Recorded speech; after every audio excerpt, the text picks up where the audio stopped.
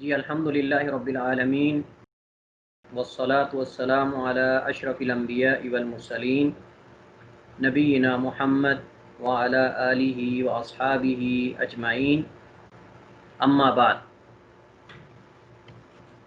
کیسے ہیں آپ سب لوگ؟ ٹھیک ہیں؟ الحمدللہ سر۔ باقی لوگ جوائن کر رہے ہیں ہمارے ساتھ یا سوئے ہوئے ہیں؟ جی الحمدللہ سب خیر و عافیت سے۔ اچھا، چلیے ماشاءاللہ، کریں آغاز پھر۔ جی استاد جی محترم۔ جی آج ہمارے پاس جو ہمارا ٹاپک ہے وہ ہے وضو کی سنتیں، وضو کی سنتیں اور ان سے متعلقہ جو احکامات ہیں انشاءاللہ ان کو آج ہم پڑھیں گے آج کے لیکچر میں۔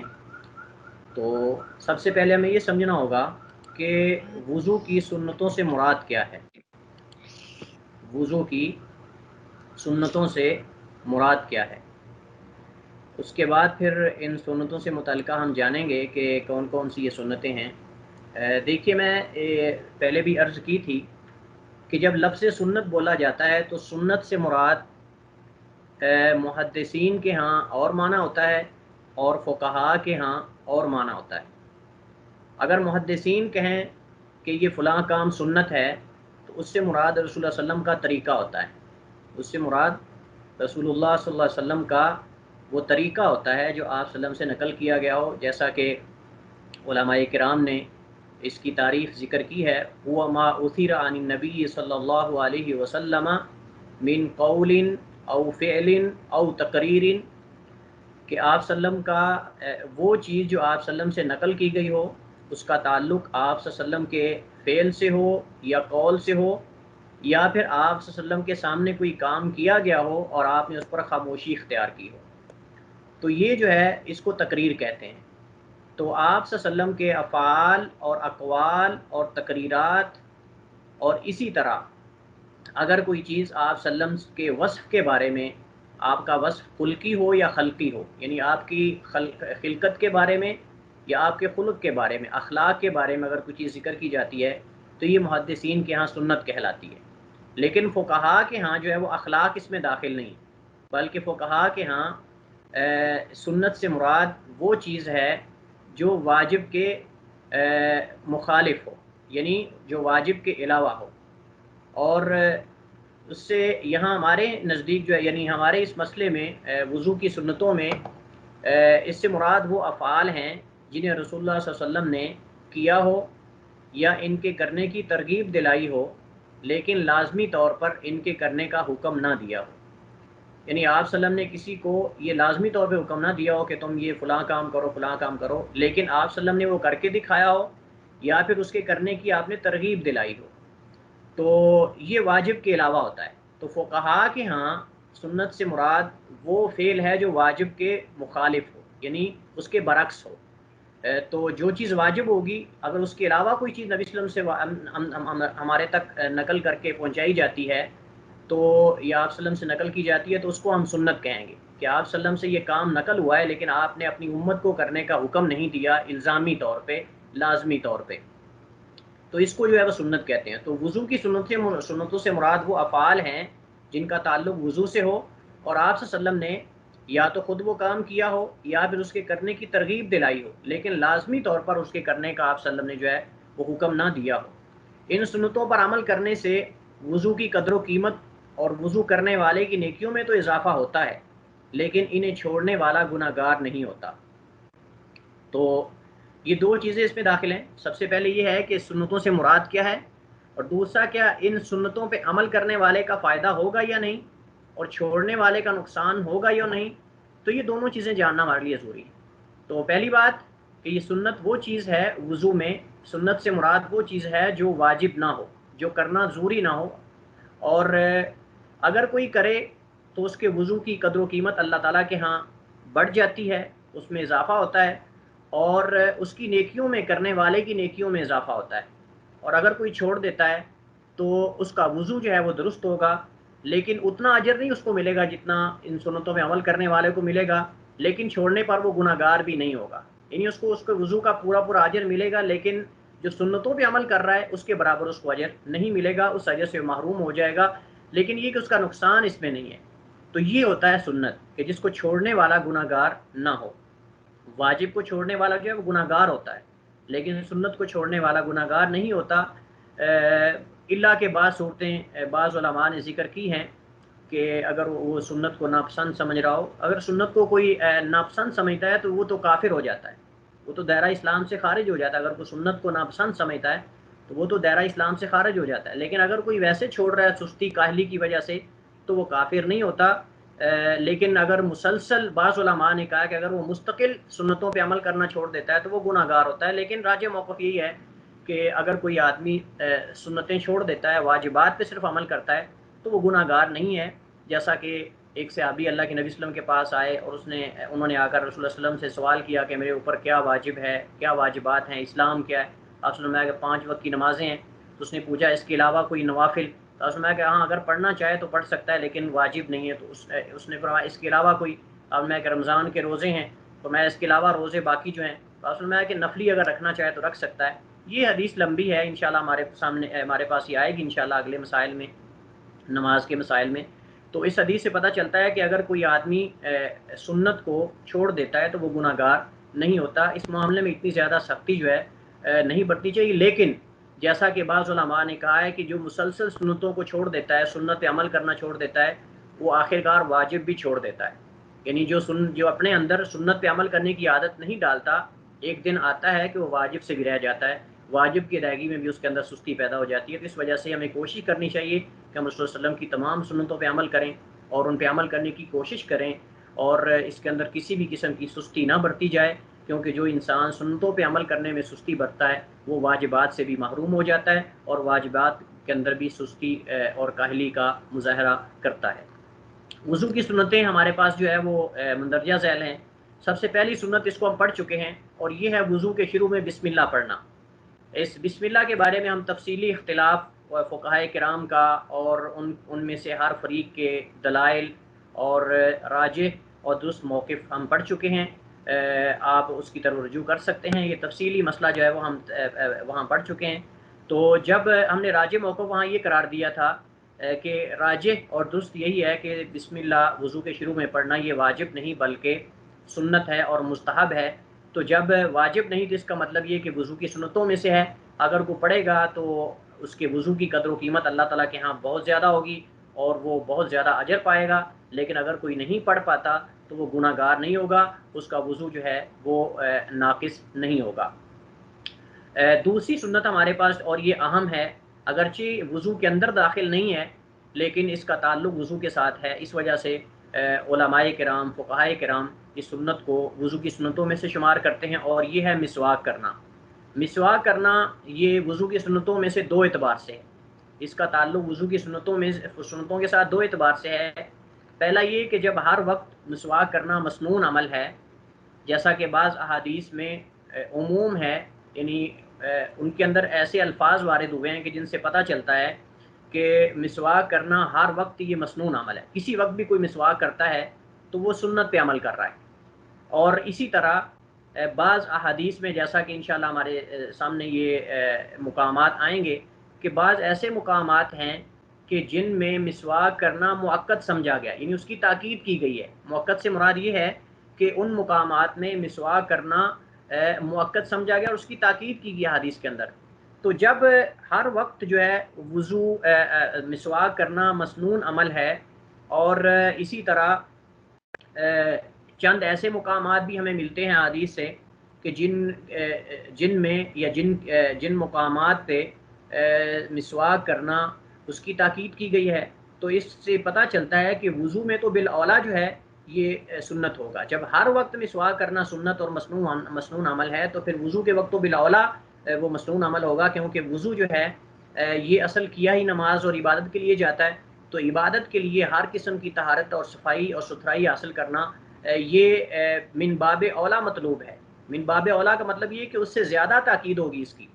تو جب ہر وقت مسواک کرنا مسنون عمل ہے اور چند ایسے مقامات بھی ہمیں ملتے ہیں حدیث سے کہ جن میں مسواک کرنے کی تاکید کی گئی ہے، تو پھر وضو کے اندر تو بالاولیٰ جو ہے وضو سے پہلے مسواک کرنا یہ سنت ہوگا اور اس کی تاکید ہوگی. دوسرا اس کا تعلق وضو سے اس اعتبار سے بھی ہے، جیسا کہ پہلے میں اشارہ بھی کر چکا ہوں کہ چونکہ وضو جو ہے یہ نماز کے لیے ہوتا ہے اور اس میں ہر قسم کی طہارت حاصل کی جاتی ہے، تو انسان جو ہے وہ استنجا کرتا ہے، اس سے انسان جو ہے وہ اپنے شرمگاہ کی طہارت حاصل کرتا ہے، اس کے بعد وضو سے اعضاء کی طہارت حاصل کرتا ہے، تو منہ جو ہے انسان کا منہ جو ہے اس سے مسواک جو ہے وہ اس کی طہارت حاصل اس سے حاصل کی جاتی ہے، تو مسواک کے ذریعے منہ کی طہارت حاصل کی جاتی ہے، تو اس وجہ سے اس کا تعلق طہارت سے بھی ہے مسواک کا، تو لہٰذا طہارت جو ہے وضو سے پہلے مطلوب ہے، جیسا کہ استنجا وغیرہ یا غسل یا دیگر جو چیزیں ضروری ہوتی ہیں، تو اسی طرح منہ کی طہارت بھی یہ مطلوب ہے، تو لہٰذا اس اعتبار سے بھی مسواک کا جو وضو کے ساتھ تعلق بنتا ہے، تو لہٰذا ہم یہ کہہ سکتے ہیں کہ مسواک جو ہے یہ اگرچہ وضو کے اندر تو داخل نہیں ہے، لیکن وضو کے ساتھ دو اعتبار سے اس کا تعلق ہونے کی وجہ سے یہ وضو کی سنتوں میں سے شمار ہوتی ہے۔ اب اس کی دلیل کیا ہے کہ مسواک جو ہے یہ وضو کی سنتوں میں سے ہے؟ اللہ کے نبی صلی اللہ علیہ وسلم کی حدیث، صحیح حدیث ہے بخاری مسلم کے اندر، حضرت ابو ہریرہ اس حدیث کے راوی ہیں، رضی اللہ تعالیٰ عنہ فرماتے ہیں عن ابی ہریرہ رضی اللہ عنہ ان رسول اللہ صلی اللہ علیہ وسلم قال لولا ان اشق على امتی او على الناس لامرتهم بالسواک مع كل صلاۃ، کہ اگر مجھے اپنی امت کے مشقت میں پڑ جانے کا یا لوگوں کے مشقت میں پڑ جانے کا ڈر نہ ہوتا تو میں انہیں ہر نماز کے ساتھ مسواک کرنے کا حکم دیتا، تو میں انہیں ہر نماز کے ساتھ مسواک کرنے کا حکم دیتا، تو آپ صلی اللہ علیہ وسلم کو اپنی امت کے مشقت میں پڑ جانے کا خدشہ تھا کہ ان پر یہ مشکل ہوگا، اس وجہ سے آپ صلی اللہ علیہ وسلم نے انہیں حکم نہیں دیا، تو لہٰذا آپ نے یہ الفاظ کہہ کر کہ اگر مجھے مشقت کا ڈر نہ ہوتا تو میں انہیں ہر نماز کے ساتھ مسواک کا حکم دیتا، آپ نے ترغیب دلائی ہے آپ صلی اللہ علیہ وسلم نے اس حدیث کے اندر، آپ صلی اللہ علیہ وسلم نے ترغیب دلائی ہے مسواک کی، وضو کے ساتھ مسواک کرنے کی، کیونکہ آپ نے کہ اگر مشقت نہ ہوتی تو اس کو واجب قرار دے دیتا، لہٰذا یہ آپ صلی اللہ علیہ وسلم کا کہنا کہ میں اسے واجب کر دیتا تو یہ یا اس کا حکم دیتا، تو اس بات کی دلیل ہے کہ آپ صلی اللہ علیہ وسلم کے ہاں اسلام کے اندر، شریعت کے اندر اس مسواک کی بہت بڑی اہمیت ہے اور قدر و قیمت ہے، لہٰذا یہ وضو کی سنتوں میں سے، لیکن آپ نے چونکہ حکم نہیں دیا تو اس وجہ سے یہ واجب نہیں ہے، اگر آپ حکم دے دیتے تو پھر یہ وضو کے واجبات میں سے ہوتی، لیکن آپ صلی اللہ علیہ وسلم نے حکم نہیں دیا تو لہٰذا جو ہے یہ سنت ہے۔ اسی طرح بعض الفاظ میں، اسی حدیث کے بعد الفاظ میں، جیسا کہ صحیح بخاری میں ہے، آپ صلی اللہ علیہ وسلم نے فرمایا کہ لولا نشق علی امتی لامرتهم بالسواک، اس حدیث میں نماز کا حکم نہیں ہے بلکہ اس میں مطلق ہے کہ میں اگر اپنی امت پر مشقت نہ سمجھتا یا انہیں مشقت میں پڑ جانے کا مجھے خدشہ نہ ہوتا تو میں انہیں مسواک کا حکم دیتا، تو یہاں نماز کے ساتھ نہیں بلکہ مطلق آپ نے فرمایا کہ میں انہیں جو ہے مسواک کا حکم دیتا، یعنی نماز اور غیر نماز میں، تو اس حدیث سے پتہ چلتا ہے کہ مسواک جو ہے وہ ہر وقت، کسی وقت بھی اگر انسان کرتا ہے تو یہ سنت ہے اللہ کے نبی صلی اللہ علیہ وسلم کی، اور اس کے لیے کوئی خاص وقت نہیں ہے، کسی وقت بھی کی جا سکتی ہے، لیکن چند ایسے اوقات ہیں کہ جن میں مسواک کرنا جو ہے وہ زیادہ افضل ہے، بہتر ہے اور اولا ہے دیگر اوقات سے۔ وجہ اس اللہ علیہ کہ رسول صلی اللہ علیہ وسلم نے اپنی امت کے لیے ہر نماز کے مسواک کرنے کو مشقت جان کر اسے واجب تو قرار نہیں دیا، لیکن اس کی ترغیب ضرور دلائی ہے، جو کہ مسواک کے سنت ہونے کی دلیل ہے۔ حضرت عائشہ رضی اللہ عنہا کی حدیث ہے، اس میں مطلق دیکھیے، اس حدیث میں مطلق جو ہے ذکر ہے مسواک کے سنت ہونے کا، پہلی حدیث میں نماز کے ساتھ تھا، لیکن اس حدیث میں مطلق ہے، کسی وقت بھی اگر مسواک کی جاتی ہے تو وہ اللہ تعالیٰ کے ہاں پسندیدہ ہے اور اللہ تعالیٰ کی خوشنودی کا ذریعہ ہے، اور اسی طرح جو رسول اللہ علیہ وسلم کی سنت ہے۔ آپ صلی اللہ علیہ وسلم نے فرمایا السواک مطہرۃ للفم ومرضاۃ للرب، کہ مسواک جو ہے یہ منہ کو پاک کرنے اور اللہ کی رضا کی اور خوشنودی حاصل کرنے کا آلہ ہے، یعنی ایک ایسا آلہ ہے، آلہ کہتے ہیں اس چیز کو جس سے کوئی کام کیا جائے، جیسے ہم کہتے ہیں اس میں آلہ، یہ فلاں چیز جو ہے یہ آلہ ہے بطور ایک ذریعہ ہے کسی کام کا، تو مسواک ایک ایسا آلہ ہے کہ جس کے ذریعے منہ کی صفائی حاصل ہوتی ہے اور اللہ تعالیٰ کی رضا حاصل ہوتی ہے۔ یہ حدیث بھی امام بخاری نے اس کو معلق ذکر کیا ہے اور امام نسائی نے اس کو سنن نسائی میں ذکر کیا ہے، اور یہ حدیث صحیح ہے۔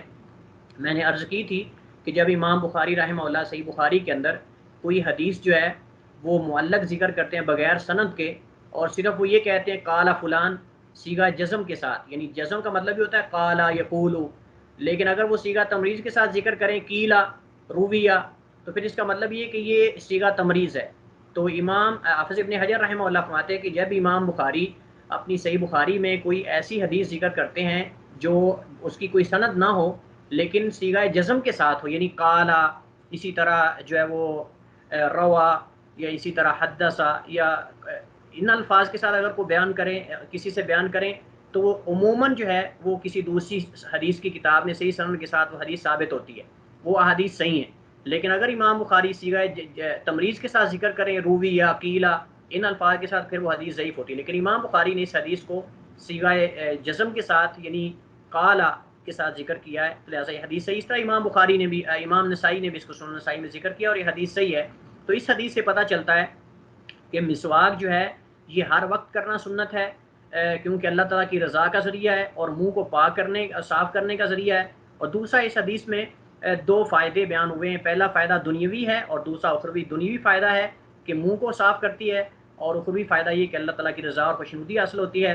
اور جب اللہ تعالیٰ کی رضا اور خوشنودی انسان حاصل کر لیتا ہے تو اسی خوشنودی اور اللہ تعالیٰ کی رضا کی وجہ سے آخرت میں انسان کامیاب اور کامران ہو جاتا ہے۔ اس مسئلے سے متعلقہ، مسواک سے متعلقہ ہمارے پاس چند ایک فائدے ہیں، یہ میں نے آپ لوگوں کے لیے فائدے جمع کیے ہیں مختلف کتابوں سے، ممکن ہے شاید کسی ایک کو کوئی اس کا فائدہ ہو جائے۔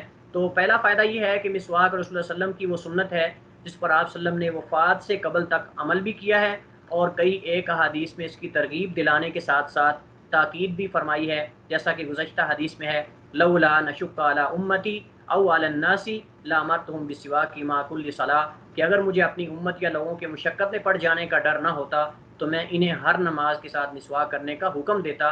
تو یہ گویا کہ آپ صلی اللہ علیہ وسلم نے تاکید بھی فرمائی ہے اور ترغیب بھی دلائی ہے۔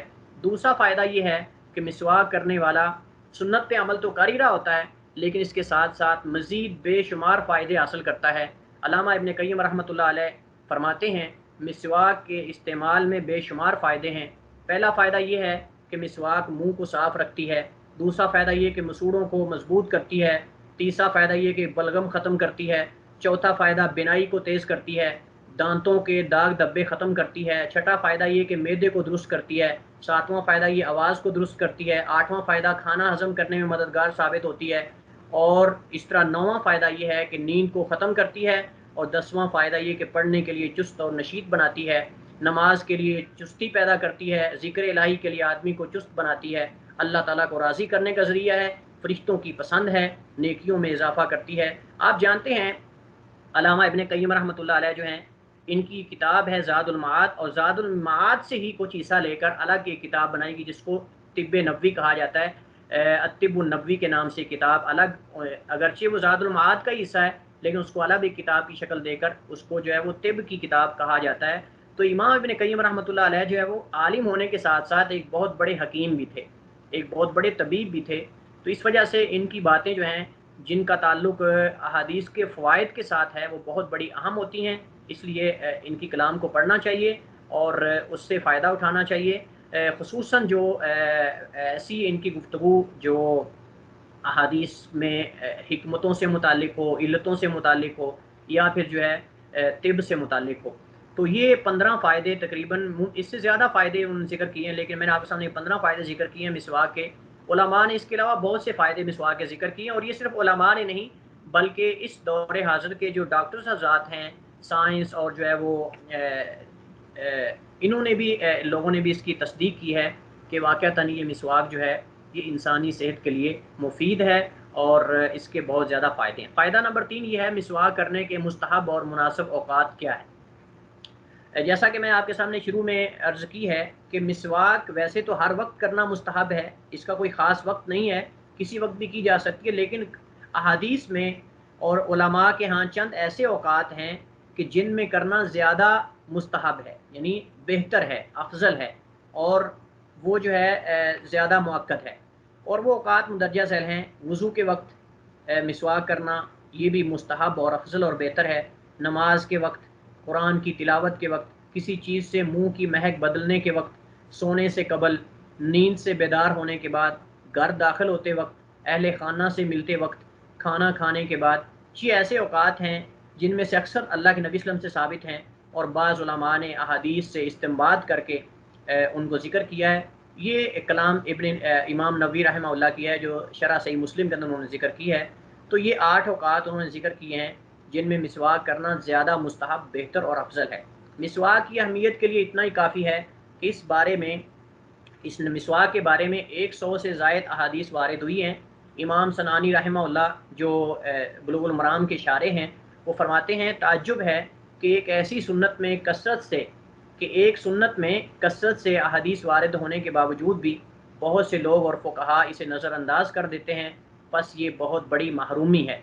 یعنی آپ دیکھیے کہ ایک ایسی سنت ہے کہ جس کے بارے میں اللہ کے نبی صلی اللہ علیہ وسلم سے 100 سے زائد احادیث وارد ہوئی ہیں، اور اسی طرح یہ ہمارے فائدے کے لیے بھی ہے، اللہ تعالیٰ کی رضا کا ذریعہ بھی ہے، اتنے اس کے فائدے ہیں، اگر پھر بھی کوئی نہ کرے اس میں سوا کوئی سنت پہ عمل نہ کرے تو وہ بہت بڑا محروم ہے اور بہت بڑی خیر اور بلائی سے محروم ہونے والا شخص ہے۔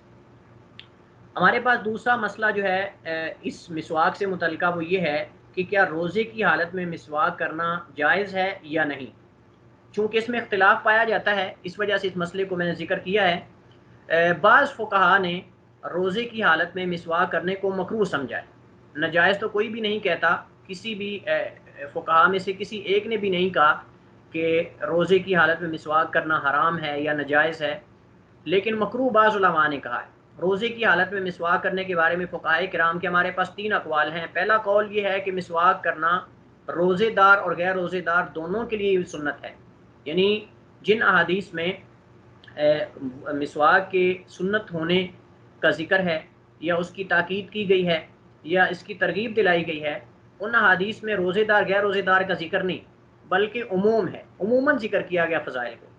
تو لہٰذا جو ہے وہ روزے دار ہو یا غیر روزے دار ہو، جو بھی مسواک کرے گا وہ سنت پہ عمل کر رہا ہے، کہیں ممانعت وارد نہیں ہوئی کہ منع کیا گیا روزے دار کے لیے۔ یہ احناف اور بعض متاخرین حنابلہ کا مذہب ہے، احناف کا مذہب بھی یہی ہے اور اسی طرح حنابلہ کا مذہب بھی، لیکن افسوس ہے کہ ہمارے ہاں جو حنفی ہیں وہ اس کو مکروہ سمجھتے ہیں، حالانکہ حنفیہ کا مذہب جو ہے جیسا کہ ہم پڑھ رہے ہیں وہ جائز کا ہے، کہ وہ کہتے ہیں کہ روزے دار غیر روزہ دونوں کے لیے ہی سنت ہے، لیکن افسوس ہے کہ ہمارے ہاں بعض احناف جو ہیں وہ اس کو مکروہ سمجھتے ہیں۔ تو احناف اور بعض متاخرین، یعنی جو متاخرین حنابلہ ہیں، ان کا مذہب یہی ہے کہ مسواک جو ہے روزے اور غیر روزے دونوں حالتوں میں سنت ہے، کہیں بھی ممانعت اس کی وارد نہیں ہوئی۔ ان کی دلیل گزشتہ حدیث ہیں کیونکہ ان میں عموم ہے، اور وجہ استدلال یہ ہے کہ ان میں روزے یا غیر روزے کی قید نہیں لگائی گئی۔ دوسرا قول ہمارے پاس جو ہے وہ یہ ہے کہ زوال کے بعد تو مکروہ ہے اور زوال سے قبل سنت ہے۔ دوسرا قول یہ ہے کہ مسواک کرنا روزے دار کے لیے زوال کے بعد، زوال اس وقت کو کہتے ہیں جب سورج ڈلنا شروع ہو جائے، جب دیواروں کا سایہ بڑھنا شروع ہو جائے، سورج جو ہے وہ سر سے آدمی کے یعنی درمیان سے آگے کی طرف یعنی مغرب کی جانب مائل ہو جائے اور اس کا سایہ جو ہے وہ دیواروں کا درختوں کا بننا شروع ہو جائے۔ اصل زوال جو ہے وہ زائل ہونے سے ہے، تو سورج کا غروب کی جانب مغرب کی جانب مائل ہونا اس کو زوال کہتے ہیں، اس وقت کو زوال کہتے ہیں کہ جب سورج مغرب کی جانب مائل ہونا شروع ہو جائے اور دیواروں کا چیزوں کا سایہ جو ہے وہ بننا شروع ہو جائے تو اس کو زوال کہتے ہیں۔ تو لہٰذا جو ہے دوسرا قول یہ ہے، وہ کہتے ہیں کہ زوال سے پہلے تو جائز ہے لیکن زوال کے بعد جو ہے یہ مکروہ ہے، حرام انہوں نے بھی نہیں کہا بلکہ مکروہ۔ یہ مذہب شافعیہ اور متقدمین حنابلہ کا ہے، متاخرین حنابلہ کا پہلے حنفیہ کے ساتھ ہے اور متقدمین کا جو ہے وہ شافعیہ کے ساتھ ہے۔ ان کی دلیل کیا ہے؟ ان کی دلیل جو ہے حضرت ابو ہریرہ اور حضرت ابو سعید خدری رضی اللہ عنہما کی حدیث ہے، قال، ان دونوں صحابیوں نے فرمایا، صحابہ نے فرمایا، قال رسول اللہ صلی اللہ علیہ وسلم نے فرمایا، یعنی یہ دونوں اللہ کے نبی صلی اللہ علیہ وسلم حدیث بیان فرماتے ہیں، حضرت ابو ہریرہ، حضرت ابو سعید رضی اللہ عنہما، ان اللہ عز وجل، اللہ کے نبی صلی اللہ علیہ وسلم فرماتے ہیں، اللہ تعالیٰ فرماتا ہے، ان الصوم لی، کہ بے شک روزہ میرے لیے ہے، وانا اجزی بھی، اور میں ہی اس کا بدلہ دوں گا، ان للصائم فرحتین، بے شک روزے دار کے لیے 2 خوشیاں ہوتی ہیں، اذا افطر فرح، پہلی خوشی جب وہ روزہ افطار کرتا ہے تو خوش ہوتا ہے، واذا لقی اللہ فرح، اور جب وہ اللہ تعالیٰ سے ملاقات کرے گا تو بھی خوش ہوتا ہے، والذی نفس محمد بیدہ، اس ذات کی قسم جس کے ہاتھ میں محمد صلی اللہ علیہ وسلم کی جان ہے، لخلوف فم الصائم اطیب عند اللہ من ریح المسکی، کہ روزے دار کے منہ سے نکلنے والی بو جو ہے اللہ تعالیٰ کے ہاں یہ زیادہ پاکیزہ ہے اور زیادہ پسندیدہ ہے من ریح المسکی، مسک اور کستوری کی خوشبو سے۔ تو یہ جو اصل محل شاہد ہے وہ لخلوف فم الصائم، کہ روزے دار کے منہ سے جو نکلنے والی بو ہے یہ اللہ تعالیٰ کو زیادہ پسند ہے کستوری، عنبر اور مسک کی خوشبو سے۔ تو اس حدیث سے انہوں نے استدلال کیا ہے، وہ کہتے ہیں کہ اگر انسان عموماً وہ کہتے ہیں کہ یہ جو بو ہوتی ہے یہ زوال کے بعد پیدا ہوتی ہے، چونکہ زوال کے بعد جو ہے وہ انسان کا معدہ جو ہے وہ کھانے کو ہضم کر لیتا ہے، اور جب کھانا ہضم ہو جاتا ہے تو اس وقت جو ہے وہ معدے سے یہ بو نکلتی ہے منہ کی طرف، تو لہٰذا جو ہے اگر انسان مسواک کرے گا تو یہ بو جو ہے وہ زائل ہو جائے گی۔ تو یہ اللہ تعالیٰ کو پسند ہے، تو جو اللہ تعالیٰ کو چیز پسند ہو اس کو زائل کرنا وہ درست نہیں ہے، اس کو زائل کرنا درست نہیں ہے۔ جیسا کہ حدیث میں آتا ہے کہ شہید جب اللہ کے راستے میں کوئی شہید ہو جاتا ہے جہاد میں تو اس کو غسل نہ دیا جائے، اس کے خون کو اسی طرح اس کے کپڑوں پہ جو ہے وہ چھوڑ دیا جائے، کیونکہ اللہ کے نبی صلی اللہ علیہ وسلم نے فرمایا کہ جب یہ شہید قیامت کو اٹھے گا تو اس کے خون کا رنگ تو خون کا ہوگا لیکن اس کی خوشبو جو ہے وہ کستوری اور عنبر کی ہوگی، اس کی خوشبو جو ہے شہید کے خون کی یہ کستوری۔ تو وہ کہتے ہیں کہ چونکہ شہید جو ہے اللہ کے راستے میں اللہ کی اطاعت میں شہید ہوا ہے، تو کہتے ہیں کہ اطاعت اور فرما برداری کی جو آثار ہوتے ہیں، علامات ہوتی ہیں، ان کو زائل نہیں کرنا چاہیے۔ ایسے آثار جو انسان کے جسم سے ظاہر ہوتے ہیں اللہ کی اطاعت میں، فرما برداری میں، عبادت میں، ان کو زائل کرنا وہ کہتے ہیں کہ درست نہیں ہے۔ تو لہٰذا جیسے شہید کے خون کو زائل کرنا درست نہیں ہے بلکہ اس کے کپڑوں پہ جو ہے وہ چھوڑ دینے کا حکم دیا گیا ہے کہ اسے اسی طرح دفن کر دیا جائے، اسی طرح وہ کہتے ہیں کہ وہ بو جو انسان کے منہ سے روزے کی حالت میں نکلتی ہے اس کو بھی زائل کرنا درست نہیں۔ اگر انسان مسواک کرے گا زوال کے بعد تو وہ بو زائل ہونے کا خطرہ ہے، اور یہ اللہ تعالیٰ کو پسند ہے، اور جو اطاعت اور فرما برداری کی نشانی اور علامات ہوتی ہیں ان کو زائل کرنا درست نہیں۔ تو گویا کہ انہوں نے قیاس کیا ہے روزے دار کے منہ کی بو کو شہید کے خون پر۔ اس کا انشاءاللہ جواب آئے گا۔ تیسرا قول یہ ہے کہ روزے کی حالت میں رطب یعنی تر مسواک جو ہے وہ تو کرنا مطلقاً مکروہ ہے، یعنی گویا کہ ان کے ہاں جو تر مسواک ہے وہ زوال سے پہلے اور زوال کے بعد دونوں صورتوں میں ہی مکروہ ہے، لیکن جو خشک مسواک ہے اسے جو ہے وہ کیا جا سکتا ہے۔ یہ امام مالک کا مذہب ہے اور امام احمد بن حنبل رحمہ اللہ کی ایک روایت ہے۔ تو یہ امام مالک کا مذہب ہے، وہ کہتے ہیں کہ اگر تر مسواک ہو تو اسے نہ زوال سے پہلے کیا جا سکتا ہے اور نہ زوال کے بعد کیا جا سکتا ہے، لیکن امام مالک کے ہاں علت اور ہے۔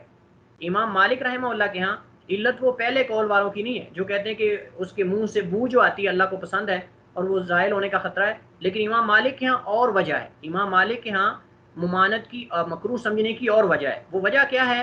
وہ یہ ہے، وہ کہتے ہیں کہ جیسے اللہ کے نبی صلی اللہ علیہ وسلم نے روزے دار کو ناک میں پانی ڈالنے اس سے مبالغہ کرنے سے منع کیا ہے، کہ آپ صلی اللہ علیہ وسلم کہ عموماً حکم دیا آپ نے کہ جب کوئی ناک میں پانی ڈالے تو مبالغہ کرے، لیکن روزے کی حالت میں مبالغہ نہ کیا جائے، کیونکہ اس سے جو ہے وہ روزے دار کے حلق میں پانی اترنے کا خطرہ ہوتا ہے، جیسا کہ حدیث ہم پڑھ چکے ہیں پہلے، یہ حضرت لقید بن صبرہ رضی اللہ عنہ کی حدیث۔ اس میں یہ ہے وجہ اس اللہ علیہ کہ جیسے روزے کی حالت میں ناک میں پانی چڑھانے میں مبالغہ کرنا اس وجہ سے جائز نہیں ہے کہ کہیں پانی حلق میں نہ اتر جائے، بالکل ایسے ہی رطب مسواک کرنا بھی جائز نہیں ہے اس ڈر سے کہ کہیں اس کا ذائقہ حلق میں نہ اتر جائے۔ تو گویا کہ امام مالک رحمہ اللہ نے مسواک کرنے کو قیاس کیا ہے ناک میں پانی چڑھانے پر۔ تو کہتے ہیں کہ جیسے روزے دار کے لیے جائز نہیں کہ وہ ناک میں پانی چاہتے وہ مبالغہ کرے، زیادہ پانی کھینچے تاکہ اس کے حلق میں نہ اتر جائے، ایسے اس کے لیے جائز نہیں کہ وہ مسواک کرے، کیونکہ اگر تازہ مسواک کرے گا تو تازہ مسواک کرنے سے اس کا ذائقہ جو ہے وہ حلق میں اترنے کا خدشہ ہے، تو اس وجہ سے یہ مکروہ ہے۔ اگرچہ انہوں نے اس کو ناجائز تو نہیں کہا لیکن مکروہ سمجھا ہے، لیکن یہ قیاس درست نہیں ہے، کیونکہ جب انسان کلی کرتا ہے تو بھی تو پانی کا ذائقہ منہ کے اندر حلق کے اندر اترتا ہے۔ جب انسان کلی کرتا ہے تو پانی اگر نمکین ہے یا میٹھا اس کا ذائقہ ضرور انسان کے حلق تک پہنچتا ہے، تو اس کا مطلب پھر کلی کرنا بھی جائز نہ ہوا، مکروہ ہوا۔ تو لہٰذا یہ قیاس درست نہیں ہے، کیونکہ ناک میں پانی چڑھانے سے جو ہے وہ حلق میں پانی اترنے کا زیادہ خدشہ ہوتا ہے، لیکن منہ میں آدمی اس کو کنٹرول کر سکتا ہے، اور ذائقہ تو پھر منہ کے اندر کلی کرنے سے بھی پہنچ جاتا ہے، لیکن اللہ کے نبی صلی اللہ علیہ وسلم نے کلی کرنے کا حکم دیا ہے اور کلی کی جاتی ہے۔ تو جب کلی کرنا جائز ہے تو پھر مسواک کا ذائقہ اگر تر ہونے کا پہنچ جاتا ہے حلق کے اندر، اس سے روزہ جو ہے وہ نہیں ٹوٹتا۔ دونوں میں علت جو ہے مشترکہ نہیں ہے، علت مشترکہ نہیں ہے، کیونکہ قیاس جب درست ہوتا ہے جب علت مشترکہ ہو، دونوں میں علت ایک ہو، لیکن یہاں علت ایک نہیں ہے بلکہ خالی ذائقہ جو ہے اس کا منہ کے اندر جانا، وہاں تو پانی جانے کا خدشہ ہے ناک کے اندر، لیکن مسواک کرنے سے پانی جانے کا خدشہ نہیں ہوتا بلکہ اس کا صرف ذائقہ جانے کا خدشہ ہوتا ہے۔ تو ذائقہ جانے سے جو ہے وہ روزہ نہیں ٹوٹتا، کیونکہ اللہ کے نبی صلی اللہ علیہ وسلم نے اس عورت کو یا مرد کو اجازت دی ہے کہ جب کوئی عورت جو ہے وہ گھر کا کھانا بنائے تو روزے کی حالت میں وہ اس کے نمک کو جو ہے وہ چیک کر سکتی ہے. تو اتنی اجازت دی ہے کہ کھانا بنانے والا کھانے کا نمک جو ہے اس کا ذائقہ چیک کر سکتا ہے. اس کی اجازت موجود ہے حدیث کے اندر. تو اس سے بھی تو ذائقہ چلا جاتا ہے چیک کرنے سے. تو جب اتنی گنجائش شریعت کے اندر موجود ہے تو مسواک کرنے سے اگر اس کا ذائقہ پہنچ جاتا ہے، حلق کے اندر اتر جاتا ہے، تو اس سے بھی روزہ نہیں ٹوٹے گا. راجح قول یہی ہے کہ مسواک کرنا ہر حالت میں سنت ہے، کیونکہ جن حدیث میں مسواک کرنے کی ترغیب دلائی گئی ہے ان میں کوئی قید نہیں لگائی گئی کہ وہ روزے کی حالت میں ہو یا غیر روزے کی حالت میں ہو، یا ظہر کے بعد ہو یا زور سے پہلے ہو، زوال کے بعد ہو، زوال، ایسی کوئی اس کے اندر علت موجود نہیں. لہٰذا عام کو اس کے اصل پر باقی رکھا جائے گا یہاں تک کہ اسے خاص کرنے کی کوئی دلیل آ جائے. اور یہی قول شیخ الاسلام ابن تیمیہ رحمۃ اللہ علیہ اور علامہ ابن عثیمین رحمہ اللہ تعالیٰ نے اسے ترجیح دی ہے اور اسی قول کو انہوں نے مقدم رکھا ہے. مخالفین کا انہوں نے جواب یہ دیا ہے کہ پہلی بات تو یہ ہے کہ روزے دار کے منہ سے نکلنے والی بو کو شہید کے خون پر قیاس کرنا درست نہیں ہے، کیونکہ شہید کے خون اور زخموں کو تو اس حالت میں چھوڑ دینے کا حکم حدیث میں آ گیا ہے. اور اس کی وجہ یہ بتائی گئی ہے کہ قیامت کے دن جب شہید اٹھایا جائے گا تو اس کے خون کا رنگ تو خون والا ہوگا لیکن اس کی بو مسک اور کستوری والی ہوگی. دوسری بات یہ ہے کہ زوال کی قید لگانا بھی درست نہیں ہے، کیونکہ یہ بو تو معدہ خالی ہونے کے سبب زوال سے قبل بھی ظاہر ہو سکتی ہے. تو لہٰذا اس کی کوئی یہ قید لگانا، اس کی کوئی دلیل نہیں کہ زوال کے بعد مکروہ ہے اور زوال سے پہلے جو ہے وہ مکروہ نہیں ہے، کیونکہ بسا اوقات جو ہے زوال سے پہلے بھی تو یہ بو پیدا ہو سکتی ہے. بعض لوگوں کا معدہ تیز ہوتا ہے، معدہ تیز ہونے کے سبب وہ جلدی کھانا ہضم کر لیتا ہے. تو یہ تو کوئی قاعدہ مسلمہ نہیں، یعنی کوئی مستقل قاعدہ نہیں بن سکتا یہ. تو لہٰذا یہ کہنا کہ زوال کے بعد مکروہ اور زوال سے پہلے سنت ہے، تو اس کی کوئی ہمارے پاس دلیل نہیں فرق کرنے کی. تیسری بات یہ ہے کہ مشاہدے سے یہ بات پتہ چلتا ہے کہ بعض لوگوں کے معدے سے یہ بو آتی نہیں، کیونکہ یا تو ان کا معدہ بالکل صاف ہوتا ہے یا پھر وہ کھانا جلد ہضم نہیں کر پاتا. تو جب علت ہی نہ رہی تو معلول کہاں سے آئے گا؟ تو جب بو ہی نہیں پائی جائے گی تو پھر مسواک کو مکروہ کیسے کہا جائے؟ پھر مسواک کو مکروہ کہنا بھی درست نہیں. یہ معلول کا مطلب ہے کہ پھر مسواک کو مکروہ کہنا بھی درست نہیں. جب علت ہی نہیں پائی جا رہی، بو ہی نہیں آ رہی، تو پھر اس کو مکروہ کیسے؟ تو لہٰذا یہ کوئی قاعدہ نہیں ہے کہ اس بو کو زائل کرنا. یا دوسری بات یہ، اس کے بعد علماء نے یہ بھی جواب دیا ہے، وہ کہتے ہیں کہ مسواک جو ہے وہ روزے دار کے منہ سے آنے والی بو کو زائل کرتی نہیں. یعنی جو روزے دار کے منہ سے جو بو اٹھتی ہے یہ معدے سے اٹھتی ہے، یہ اس کے معدے اور حلق سے اٹھتی ہے، یہ دانتوں سے یا اس کے مسوڑوں سے نہیں آتی. لہٰذا جو ہے مسواک کرنے والا روزے دار جب مسواک کرتا ہے تو اس سے معدے والی جو بو جس کا حدیث میں ذکر ہے وہ زائل نہیں ہوتی، وہ باقی رہتی، کیونکہ وہ معدے سے نکلتی ہے، وہ حلق سے نکلتی ہے.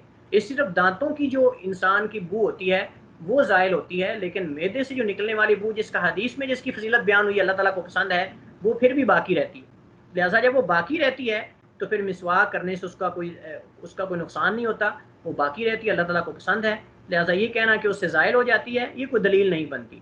تو لہٰذا علماء نے یہ بھی جواب دیا ہے کہ مسواک کرنے سے وہ بو زائل نہیں ہوتی جو معدے اور حلق سے اٹھتی ہے. اللہ کو وہی پسند ہے جو معدے اور حلق سے اٹھتی ہے. یہ دانتوں کی مسوڑوں کی یہ بو اس سے مراد نہیں ہے. تو لہٰذا اس سے پتہ چلتا ہے کہ مسواک جو ہے وہ کسی وقت میں بھی کی جا سکتی ہے، روزے کی حالت میں ہو یا غیر روزے کی حالت میں ہو. اور مستحب اوقات وہ ہیں جو پہلے ہم نے ذکر کیے ہیں. یہاں ایک مسئلہ ہمارے پاس ہے جو محل نظر ہے، وہ یہ کہ کیا دانتوں کا معجون اور اس طرح پیسٹ جو ہم کرتے ہیں اپنا برش کے ساتھ، کیا وہ اس کے قائم مقام ہو سکتا ہے؟ اگر ایک آدمی یہ کہتا ہے کہ میں بھائی مسواک تو نہیں کر پاتا لیکن میں پیسٹ کرتا ہوں یا پھر معجون استعمال کرتا ہوں برش کے ساتھ، تو کیا یہ مسواک کے قائم مقام ہو سکتا ہے؟ یہ جواب آپ لوگوں سے مطلوب ہے. جی کون جواب دے گا آپ میں سے؟ جی السلام علیکم. وعلیکم السلام ورحمۃ اللہ وبرکاتہ. جی فرمائیے. سر میرے نزدیک جو مقصد ہے مسواک کرنے کا اور جو مقصد ہے یہ معجون کا اور برش کا وہ تو سیم ہے، دانتوں کی صفائی.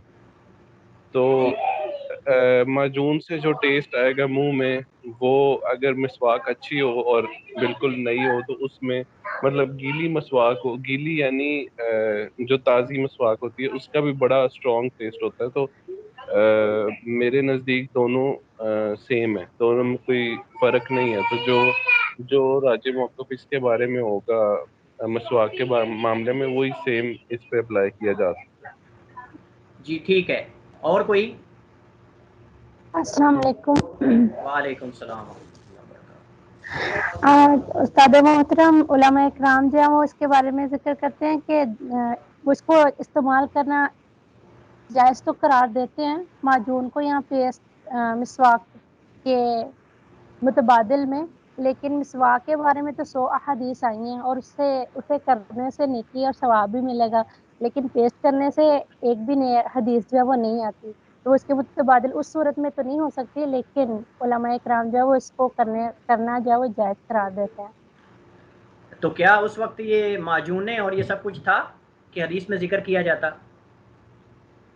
جی وہی کہہ رہی ہوں نا کہ وہ نہیں تھا تب، موجود نہیں تھی پیسٹ تب، تو حدیث بھی نہیں ہے، تو چونکہ حدیث میں جو چیز ہے تو ہم ظاہری بات ہے اس کا فائدہ زیادہ، اس کا ثواب بھی ملے گا، تو اس کے جی متبادل کرنے کا اجازت تو ہے، لیکن مسواک کے وہ قائم و قائم نہیں کہا جا سکتا اس کو۔ جی ٹھیک ہے، بارک اللہ فیکم، بارک اللہ فیکما۔ یہ مسئلہ جو ہے پیسٹ یا معجون کا مسواک کے قائم مقام ہونا، اس میں راجح موقف یہی ہے کہ مسواک یہ پیسٹ اور معجون جو ہیں یہ تمام چیزیں مسواک کے قائم مقام ہی ہیں۔ اگر ایک آدمی معجون استعمال کرتا ہے، پیسٹ استعمال کرتا ہے برش کے ذریعے، تو اس کو اجر ملے گا، وضو سے پہلے اگر کوئی یہ استعمال کر لیتا ہے، لیکن اگر ہر نماز میں اس کو استعمال کیا جائے تو مسوڑوں کے پھٹنے کا خطرہ ہے، منہ کے اندر کینسر بننے کا خطرہ ہے، کئی اور نقصانات ہیں۔ تو اس اعتبار سے ہم یہ کہہ سکتے ہیں کہ آدمی بعض اوقات یعنی بعض نمازوں کے ساتھ، یعنی عموماً جیسا کہ اطباء کہتے ہیں، ڈاکٹر ذات کہتے ہیں کہ 2 ٹائم آدمی استعمال کر سکتا ہے اس کو، صبح اور شام کو، لیکن اگر 3-4 ٹائم استعمال کیا جائے تو اس کے جو ہے وہ کچھ نقصانات ہیں، تو لیکن مسواک کے نقصانات نہیں ہیں۔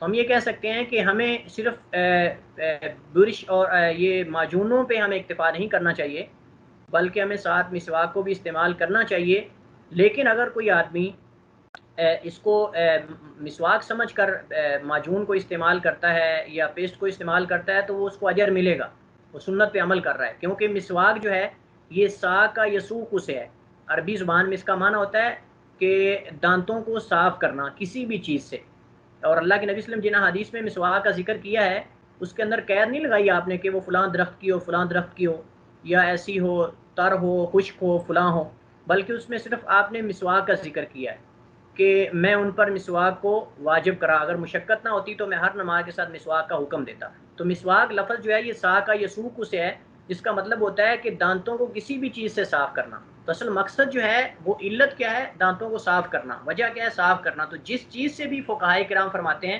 کہ جس چیز سے بھی دانتوں کی صفائی ممکن ہو وہ مسواک کے حکم میں ہے، لہٰذا اس مسئلے کے مطابق اگر کوئی روزے دار معجون استعمال کرتا ہے یا پیسٹ استعمال کرتا ہے تو اس کا روزہ نہیں ٹوٹے گا، جیسا کہ مسواک کرنے سے روزہ نہیں ٹوٹے گا راجح موقف کے مطابق، اسی طرح ہی اگر کوئی معجون یا پیسٹ وغیرہ اس طرح کی چیزیں استعمال کرتا ہے روزے کی حالت میں تو اس کا روزہ بھی نہیں ٹوٹے گا۔ لیکن علماء کرام نے یہ کہا ہے کہ چونکہ جو پیسٹ ہوتے ہیں، یہ جو معجون ہوتی ہیں یا پیسٹ جو ہوتی ہے، یہ ٹیوب وغیرہ اس طرح کی، ان کا جو ہے وہ ذائقہ تیز ہوتا ہے، ان کے اندر کیمیکلز ہوتے ہیں اور زیادہ تیز ہوتا ہے، حلق کے اندر اتنے کا خدشہ ہوتا ہے، اس وجہ سے کوشش کی جائے کہ آدمی جو ہے روزے کی حالت میں ان کو نہ استعمال کرے، لیکن اگر کوئی کر لیتا ہے تو بھی درست ہے۔ لیکن بہرحال جو فوائد مسواک کے ہیں وہ فائدے ان معجونوں کے اندر نہیں ہیں، لہٰذا ہمیں دونوں چیزوں کو اگر جمع کر لیتے ہیں ہم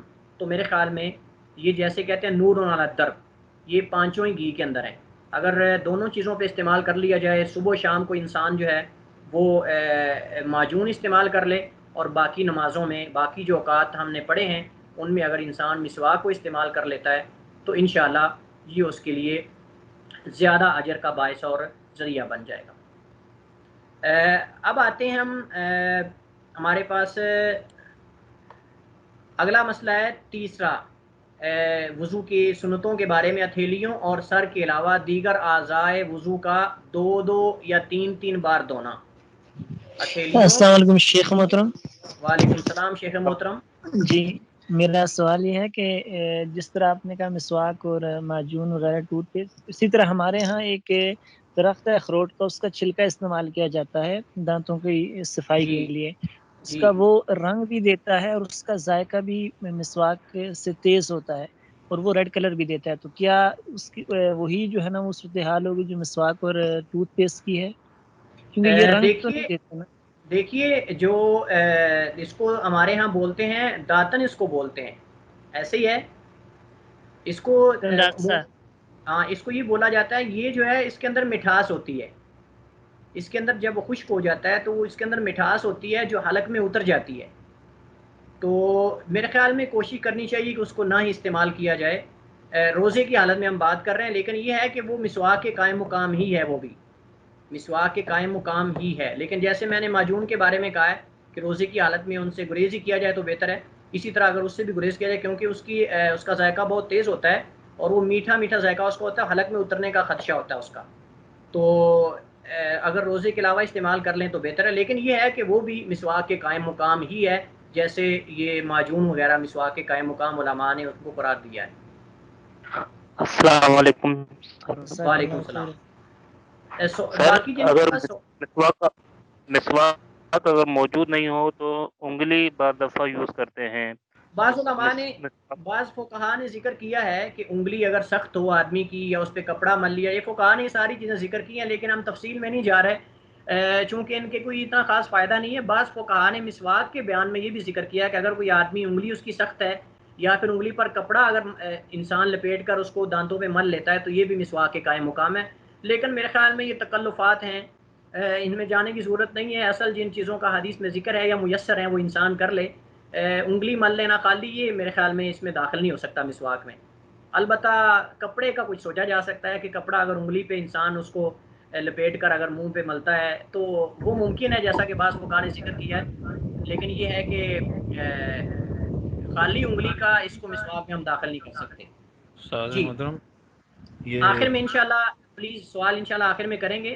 انشاءاللہ ہم 5 منٹ میں یہ مکمل کر لیں، کمپلیٹ کر لیں، پھر انشاءاللہ آپ کو ٹائم دیا جائے گا سوالات کا. ٹھیک ہے پلیز جی معذرت، جی بہت زیادہ معذرت. جی ہتھیلیوں اور سر کے علاوہ دیگر اعضائے وضو کا 2-2 3-3 بار دھونا یہ بھی سنت ہے، کیونکہ ہم نے پڑھا تھا کہ اللہ کے نبی صلی اللہ علیہ وسلم سے مختلف حدیث میں مختلف طرح جو ہے وہ وضو کے اوصاف نقل کیے گئے. آپ نے ایک بار بھی اعضاء کو دھویا ہے، 2 بار بھی دھویا ہے، 3 بار بھی اللہ کے نبی صلی اللہ علیہ وسلم سے ثابت، لیکن اکثر آپ نے 3 بار دھویا ہے.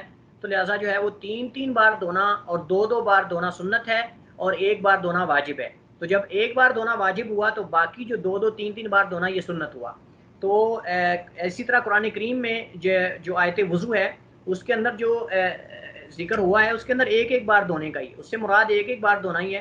لیکن اللہ کے نبی صلی اللہ علیہ وسلم سے تینوں طرح ہم تک وارد ہوا ہے، ہمارے تک پہنچا ہے. آپ صلی اللہ علیہ وسلم نے اپنے وضو کے اعضاء کو 1 بار بھی دھویا ہے، 2 بار بھی دھویا ہے اور 3 بار بھی دھویا ہے. تو فقہائے کرام نے یہ کہا ہے کہ 1 بار دھونا واجب ہے، تو اس کے علاوہ باقی 2 بار دھونا، 3 بار دھونا یہ سنت ہے. تو لہٰذا واجب کے علاوہ باقی جو کام ہم جیسے کہ پہلے پڑھ چکے ہیں وہ سنت ہوئے.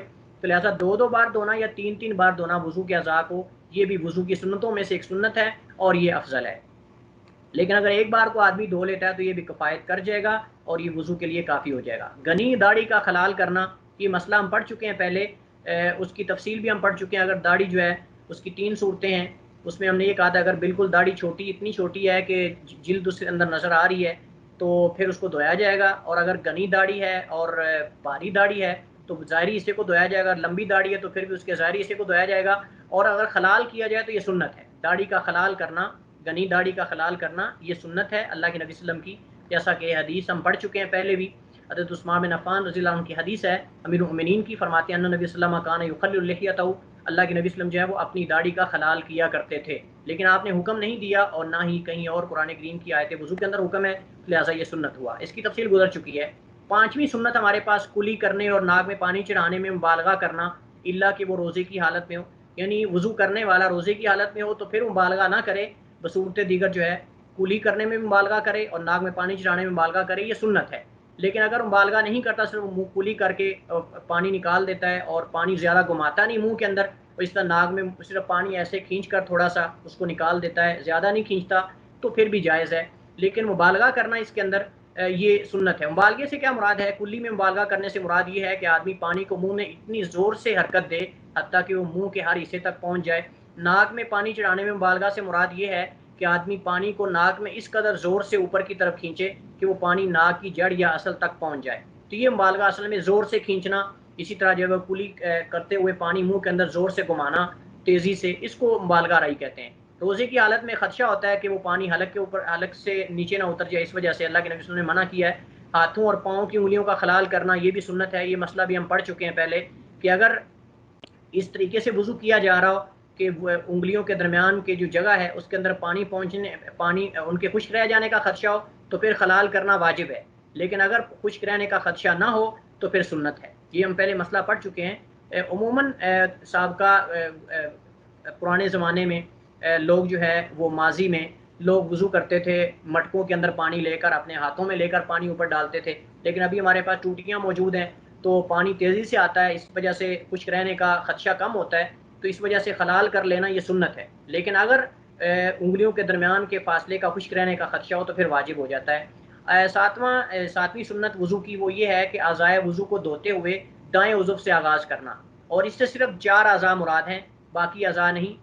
دونوں ہاتھ اور دونوں پاؤں، دائیں ہاتھ سے شروع کیا جائے اور پاؤں دھوتے ہوئے دائیں پاؤں سے شروع کیا جائے، لیکن اگر کوئی آدمی بائیں ہاتھ سے شروع کر لیتا ہے تو یہ بھی جائز ہے، لیکن سنت یہ ہے کہ آدمی ہاتھوں کو دھوتے ہوئے سب سے پہلے دائیں ہاتھ کو دھوئے اور پاؤں کو دھوتے ہوئے سب سے پہلے بائیں پاؤں کو دھوئے۔ یہ اللہ کے نبی صلی اللہ علیہ وسلم کی سنت ہے، کیونکہ آپ صلی اللہ علیہ وسلم کے بارے میں آتا ہے، جیسے حضرت عائشہ صدیقہ ام المؤمنین رضی اللہ عنہا فرماتی ہیں قالت کان نبی صلی اللہ علیہ وسلم یعجبہ التیمن فی تناولہ وترجلہ وطہورہ وفی شانہ کلہ، کہ نبی صلی اللہ علیہ وسلم کو ہر چیز میں دائیں جانب پسند تھی، جوتا پہننے میں اور اس طرح کنگھی کرنے میں، وطہورہ اور اس طرح طہارت کے کام کرنے میں، وفی شانہ کلہ یعنی طہارت سے مراد یہاں اچھے کام کرنے میں، وفی شانہ کلہ اور ہر معاملات میں آپ صلی اللہ علیہ وسلم کو دائیں جانب پسند تھی۔ تو اس حدیث سے استدلال کرتے ہوئے علماء کرام نے کہا کہ ہاتھوں کو دھوتے ہوئے دائیں ہاتھ سے شروع کرنا، پاؤں کو دھوتے ہوئے دائیں پاؤں سے شروع کرنا یہ سنت ہے، لیکن واجب نہیں۔ اگر کوئی آدمی بایاں پاؤں پہلے دھو لیتا ہے دایاں بعد میں دھو لیتا ہے تو جائز ہے، وضو اس کا ٹھیک ہے، لیکن سنت یہ ہے کہ پہلے دائیں جانب سے آغاز کیا جائے۔ وضو کے بعد دعا پڑھنا یہ 8ویں سنت ہے۔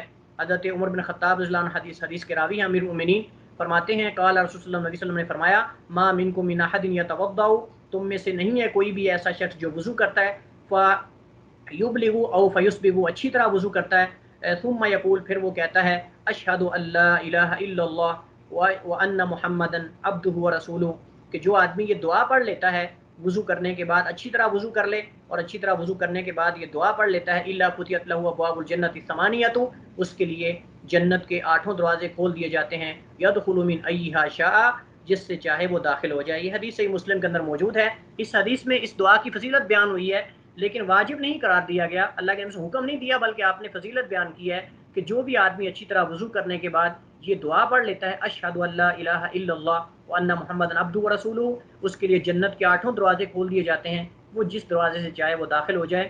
گویا کہ اس حدیث کے اندر آپ صلی اللہ علیہ وسلم نے یہ دعا پڑھنے کی رغبت دلائی ہے اور اس پر ابھارا ہے اور اس کی فضیلت بیان کی ہے، تو جس کی فضیلت آپ بیان کریں اس پر آپ اس کی ترغیب دلائیں، وہ سنت ہوتی ہے، واجب نہیں ہوتی۔ جس کا حکم دیں آپ وہ واجب ہوتی ہے۔ بعض علماء کرام نے اعضائے وضو کو مل کر دھونے کو بھی سنت وضو کی سنتوں میں سے شمار کیا ہے، کہ ہاتھوں کو دھوتے ہوئے آدمی اچھی طرح ملے، بازو کو دھوتے ہوئے اچھی طرح ملے، لیکن اگر کوئی صرف پانی اوپر سے گزار لیتا ہے تو یہ بھی کافی ہے، لیکن سنت یہ ہے کہ آدمی ہاتھوں کو دھوتے ہوئے بازوؤں کو اچھی طرح ملے، چہرے کو اچھی طرح ملے، اس طرح جو پاؤں کو اچھی طرح ملے، لیکن اگر کوئی ملتا نہیں صرف پانی اوپر سے گزار لیتا ہے تو بھی اس کے لیے کافی ہو جائے گا۔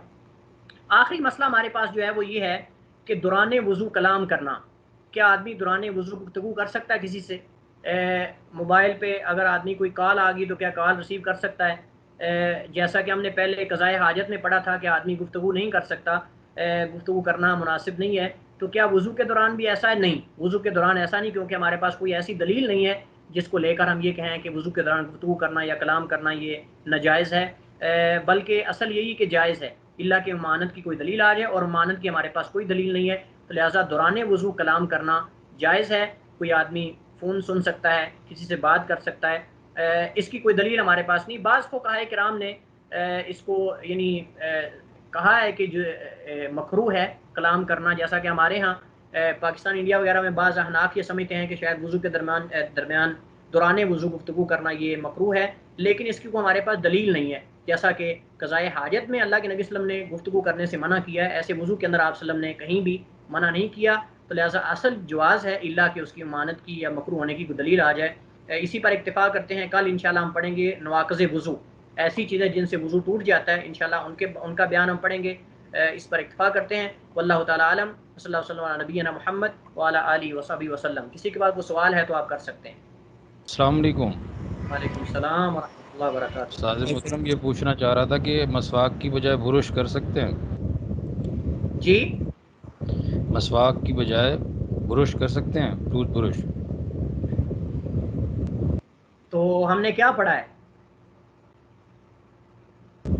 جی تو یہ مسئلہ تو ہم نے پڑھا ہے نا. سوال جو میں نے لکھا تھا سوال وہاں. میں اصل میں درمیان میں نماز کے لیے چلا گیا تھا.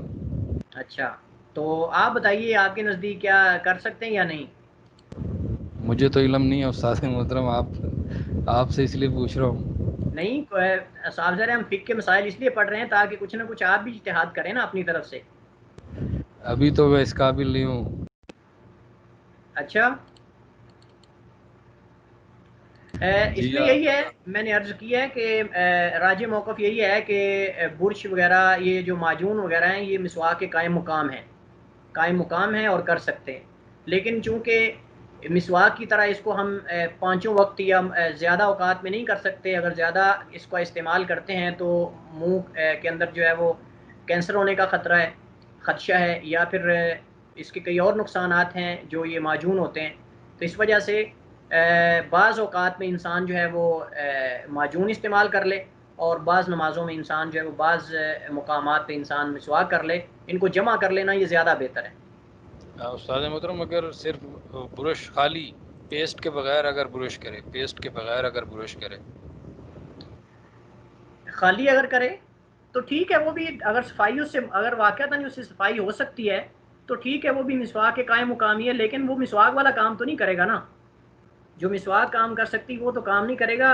اگرچہ یہ ہے کہ کچھ نہ کچھ اس سے صفائی ہوگی، لیکن یار وہ برش ہی خراب کرے گا، کیا کرے گا وہ. ٹھیک ہے جزاک اللہ. السلام علیکم وعلیکم السلام سر. جی. مسواک کرنے کا طریقہ بھی بتائیے کہ لیفٹ ٹو رائٹ یا رائٹ ٹو لیفٹ، یہ کوئی مطلب سنت سے ثابت ہے؟ بعض علماء کرام نے ذکر کیا ہے کہ چڑھائی کی صورت میں کی جائے، یعنی دائیں اور بائیں، اوپر نیچے نہیں بلکہ چڑھائی کی صورت میں کی جائے. بعد نے کہا اوپر نیچے، لیکن کسی بھی طرح کی جا سکتی ہے، دونوں طرح درست ہے. اصل مقصد تو طہارت ہے نا. مطہرۃ الفم حدیث میں ہے کہ منہ کی پاکیزگی کے لیے پاکیزگی کا آلہ ہے، تو جس طریقے سے بھی پاکیزگی حاصل ہو وہ کرنی چاہیے. السلام علیکم سر. وعلیکم السلام. سر یہ پتہ کرنا تھا کہ جو ہم نے 8 دروازے کھلنے کا ذکر کیا ہے کہ جب اشہد اللہ الہ الا اللہ اشہد محمد رسول اللہ پڑھتے ہیں تو اس میں اکثر لوگ انگلی اٹھا کے اوپر بھی دیکھتے ہیں، تو یہ انگلی اٹھانا کوئی ہے نہیں، طرح اس کے بارے میں کوئی حدیث وارد نہیں ہوئی. منہ چہرہ اٹھانا آسمان کی طرف یا انگلی اٹھانا، اس کے بارے میں کوئی صحیح حدیث جو ہے وہ میرے علم میں موجود نہیں ہے کہ جس میں اللہ کے نبی صلی اللہ علیہ وسلم نے شہادت کی انگلی اٹھائی ہو یا پھر آپ نے آسمان کی طرف دیکھا ہو. کسی صحیح حدیث میں یہ موجود نہیں ہے. اور سر وضو کے دوران کوئی جو ہے کوئی سورت پڑھنا یا کوئی کلمہ پڑھنا یا اس طرح کا چیز؟ کوئی اللہ کے نبی صلی اللہ علیہ وسلم سے کوئی چیز ثابت نہیں ہے، لیکن کلام ہم پڑھ چکے ہیں کہ کلام کرنا جائز ہے. صاحب ظاہر دیکھا جائے گا جگہ کیسی ہے، کیا وہاں اس جگہ میں ذکر کیا جا سکتا ہے یا نہیں. اگر تو جگہ پاک صاف ہے تو پھر تو ممکن ہے، لیکن اگر جگہ ہی صاف نہیں ہے، مثال کے طور پہ آدمی غسل خانے میں کر رہا ہے تو وہاں تو ذکر کرنا جائز نہیں ہے نا. استاد محترم ایک دعا بڑی معروف ہے، وہ بعض کتابوں میں پڑھی ہے، رب اغفر لی ذنبی وواصلی فی داری وبارک لی فی رزقی. یہ دعا ثابت ہے یا بس ایسی بغیر ثبوت کے ہے؟ واللہ تعالی عالم. میرے نماز علم میں اس وقت میرے علم میں نہیں ہے کہ وہ حدیث صحیح ہے یا نہیں، لیکن جو صحیح اچھا حدیث ہیں وہ یہی جو آپ کے سامنے ابھی ہم نے حدیث ذکر کی ہے، جو دعا پڑھی ہم نے. جزاک اللہ. بھیا سر یہ جو وضو کے بعد والی حدیث ہے کہ اشہد ان لا الہ الا اللہ وان محمد عبدہ ورسولہ، اس میں مجھے جو یاد تھی، مجھے نہیں پتا میں نے کہاں سے یاد کی ہے، لیکن واشہد ان محمد عبدہ ورسولہ، اس میں واشہد جہاں پہ ہے یہ ادھر نہیں لکھا ہوا، تو وہ کوئی حرج اپنی نہیں، اصلاح کر لی جائے. کوئی حرج نہیں، کوئی حرج نہیں. مختلف حدیث میں وہ بھی وارد ہیں، وہ بھی وارد ہے، الفاظ دونوں طرح کے وارد ہیں. کوئی حرج نہیں، معنی ایک ہی ہے. معنی ایک ہی ہے. جی بعض دعائیں ایسی ہیں ان میں الفاظ کی کمی بیشی ہے، دونوں طرح ہی ٹھیک ہے. جیسا کہ درود ابراہیمی ہے، درود ابراہیمی صحیح مسلم کے اندر مختلف الفاظ وارد ہوئے ہیں، جیسا کہ اس میں ہے فی العالمین انک حمید مجید، وہاں صحیح مسلم میں ہے فی العالمین انک حمید مجید، لیکن بعض میں جو ہے وہ فی العالمین کے الفاظ نہیں ہیں. کما صلی جی تعالی ٹھیک ابراہیم ہے، وعلی آل جی ابراہیم، جیسے ہم پڑھتے ہیں نا کما صلی تعالی ابراہیم وعلی آل ابراہیم انک حمید مجید، لیکن صحیح مسلم میں ہے فی العالمین انک حمید مجید. تو دونوں طرح ٹھیک ہے، کوئی جس طرح بھی پڑھ لیتا ہے، ٹھیک ہے. سر جی یہ اہل تشیع وضو کرتے ہیں، یہ کوئی حدیث سے ثابت ہے یا مطلب ان کی جو بنائی ہوئی ہے؟ دیکھیے اب یہ تو دیکھنا پڑے گا وضو وہ کیسے کرتے ہیں، ان کا طریقہ کار کیا ہے. آپ کو پتہ ہے کہ اہل تشیع کے ہاں جو ہے وہ ان کی اپنی کتابیں ہیں، ان کی اپنی احادیث ہیں، وہ بخاری مسلم کو نہیں مانتے، وہ تو قرآن کو بھی محرف مانتے ہیں کہ قرآن جو ہے وہ تبدیل شدہ ہے، نعوذ باللہ من ذالک. ان کے ہاں تو قرآن بھی ٹھیک نہیں، تو اب کیا کہہ سکتے ہیں ہم. تو لہٰذا جو وہ اہل تشیع کے ہاں ان کی اپنی احادیث ہیں، اپنی ان کی کتابیں ہیں، اور وہ ہماری جو اہل سنت والجماعت کے جو ہمارے یعنی مکتبہ فکر ہے، مکاتب فکر ہیں، ہمارے ہاں جو کتب ستہ یا دیگر کتب حدیث ہیں ان کو نہیں مانتے. وہ صرف اپنی کتابوں کو مانتے ہیں، اس کے علاوہ دیگر کتابوں کو تو وہ قرآن کو کہتے ہیں کہ اس کے اندر جو ہے وہ تحریف ہوئی ہے، تو باقی حدیث کی کتابوں کو کیسے مانیں گے وہ. لہٰذا جو ہے وہ تو دیکھ کر ہم فیصلہ کر سکتے ہیں کہ بھائی ان کا جو ہے وہ وضو کیسا ہے. لیکن وضو سے پہلے کئی اعمال ایسے خطرناک ہیں کہ جو انسان کو کفر تک پہنچا دیتے ہیں، تو ان کا پہلے سوچنا چاہیے، وضو کا تو بعد میں سوچا جائے گا نا. پہلے عقیدہ تو انسان اپنا ٹھیک کرے. جو اسلام میں داخل ہی نہیں ہوا یا داخل ہو کے خارج ہو گیا ہے، اس آدمی کی نماز کا کیا فائدہ ہے. جس بندے نے قرآن کریم کی صریح آیات کا انکار کر دیا، ایسی آیات جن کے اندر اللہ تعالیٰ فرماتا ہے وَأَزْوَاجُهُ أُمَّهَاتُهُمْ کہ میرے نبی کی بیویاں جو ہیں یہ مومنوں کی مائیں ہیں. اور جب ماں کہہ دیا قرآن کریم نے، بے شمار آیات میں سورہ نور کی تقریباً 10 سے 12 آیات حضرت عائشہ رضی اللہ عنہ کی برات میں نازل ہوئی ہیں. حضرت عائشہ رضی اللہ عنہ ام المومنین کی برات میں سورہ نور کی 10 سے 12 آیات نازل ہوئی ہیں، جن کے اندر ان کے اوپر جو تہمت لگائی گئی تھی ان سے ان کو بری قرار دیا گیا.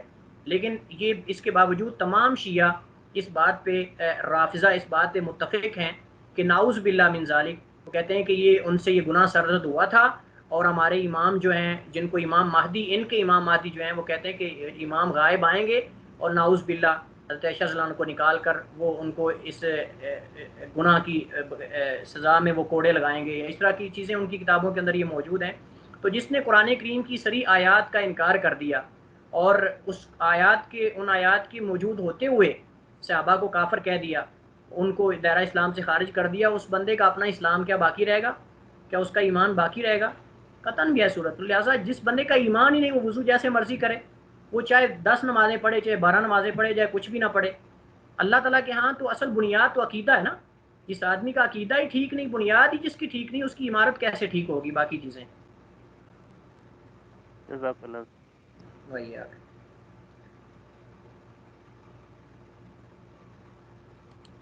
جی السلام علیکم.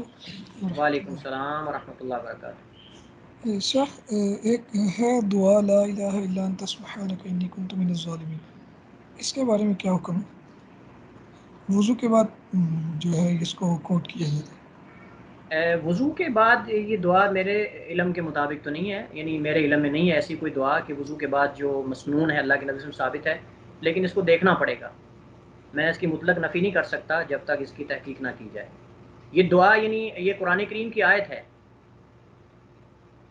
جی یہ کفارہ یونس مجلس کے علیہ لیے بھی یوز یونس علیہ السلام کی دعا ہے، انبیاء کی دعاؤں میں سے ہے. لیکن وضو کے بعد کیا اللہ کے نبی سے ثابت ہے یا نہیں، اس کے بارے میں مجھے کنفرم نہیں ہے. میں کنفرم کر کے بتا سکتا ہوں آپ کو، ایسے اپنی طرف سے میں کوئی اس کے بارے میں فتویٰ نہیں صادر کر سکتا.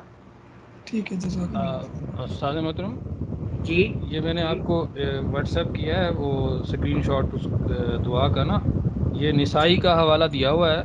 میں یہ دیکھوں تنظیم گا اس کی اسلامی صحت کے بارے میں. جی اس کو چیک کر لیجیے گا ذرا، اس وہ کی صحت کے درمیان بارے والی میں جو دعا ہے. جی جزاک اللہ خیر. وہی ہے. جی اس سر کا یہ ایک بسم اللہ کے بارے میں بتائیے گا کہ بسم اللہ پوری پڑھنی چاہیے یا صرف نہیں، بسم صرف اللہ بسم پڑھنی اللہ، چاہیے؟ صرف بسم اللہ، صرف بسم اللہ. پوری بسم اللہ اللہ کے نبی صلی اللہ علیہ وسلم سے ثابت نہیں ہے. جہاں بھی بسم اللہ کا ذکر ہے وہاں سے مراد صرف بسم اللہ ہی مراد ہے. لیکن اگر وہ پوری پڑھ لیتا ہے تو غلط اس کو بھی نہیں کہیں گے. مطلب یہ کہ اصل جو احادیث میں وارد ہوا وہ صرف لفظ بسم اللہ ہے بس. یعنی اللہ کے نام سے میں شروع کرتا ہوں. آگے اللہ تعالیٰ کے اوصاف ہیں، اگر کوئی ذکر کر لیتا ہے الرحمن الرحیم تو بھی ٹھیک ہے، اگر نہیں بھی کوئی پڑھتا تو پھر بھی، لیکن اصل یہ کہ بسم اللہ ہی پڑھی جائے، کیونکہ اللہ کے نبی صلی اللہ علیہ وسلم سے جنہاں حدیث میں بسم اللہ کا ذکر ہے وہ صرف لفظ بسم اللہ ہی ہے، الرحمن الرحیم آگے اس کے ساتھ نہیں ہے، کیونکہ اگر پڑھنا ہوتا تو آپ ذکر کرتے یا صحابہ ذکر کرتے اس کو. لیکن بعض علماء کہتے ہیں کہ بسا اوقات جو ہے وہ جز بول کر کل مراد لیا جاتا ہے، تو کسی چیز کا جز ذکر کر کے اس کا مراد کل ہوتا ہے، لہٰذا اگر پوری بسم اللہ بھی پڑھ لیتا ہے تو بھی ٹھیک ہے. سر یہ کنفرم کرنا تھا کہ شروع میں ہاتھ دھونا وہ سنت میں ہے، اور جب بازو کا حکم آئے گا کہ بازو کرنا ہے تو اس میں بھی ہاتھ شامل ہے، تو اس میں ہاتھ دھونا لازم ہے، تو اگر وہ ہاتھ اس وقت نہیں دھوتے تو وہ وضو نہیں ہوتا، ایسا کچھ ہے؟